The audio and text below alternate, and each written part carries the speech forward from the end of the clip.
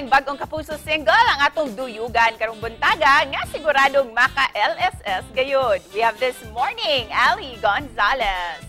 Maayong buntag, Ali, at welcome dito sa GMA Regional TV Live. Hi! Maayong buntag! So good to have you with us this morning, Ali. And of course, we'd like to know, ano ba yung mga nasa morning routine mo to maintain your singing voice?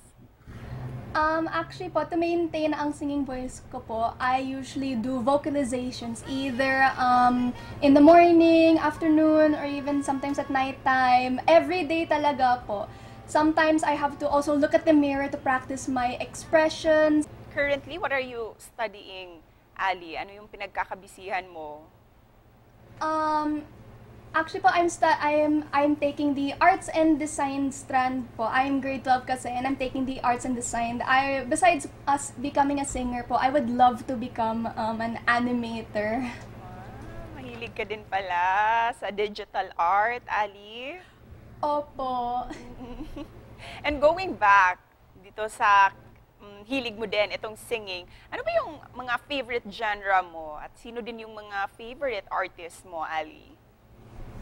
Sa favorite genre ko ng songs, it would have to be, I really like Broadway, a bit on ballad, pop, and sometimes techno. At ngayon, ikaw na ang merong latest single entitled Gusto Kita. Kailan ba nabuo itong bagong single mo, Ali? And what's the story behind this?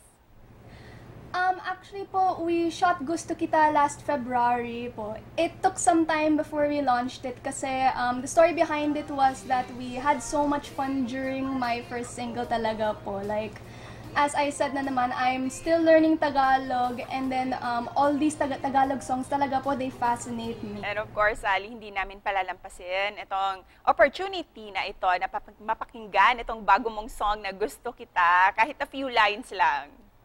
Sure po.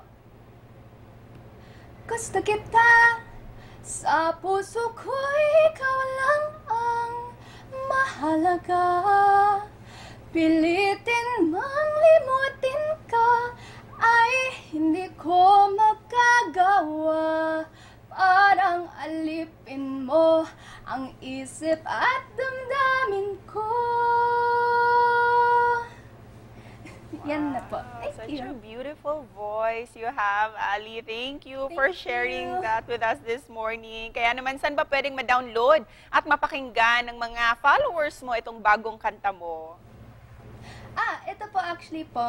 Gusto Kita is now available for download and streaming on iTunes, Spotify, Apple Music, YouTube Music, and other digital stores worldwide, distributed by GMA Music. And you can also follow me sa social media accounts such as Facebook, Ali Gonzalez, Instagram, Twitter, and TikTok, which are all It's Ali Gonzalez. Kaya ano naman ang mensahe mo para sa mga kapuso natin ngayong umaga? Actually po, I would like to say I am very honored and grateful talaga that I was able to sing such a beautiful Tagalog song na love song with Kelvin as my partner. And not only that, it is even one of the OST. It's one of the OST of the ongoing Korean novella show in GMA 7 titled The Ghost Doctor. And we're very proud of you, Ali. Congratulations on this milestone at daghang salamat sa'yo. Thank you!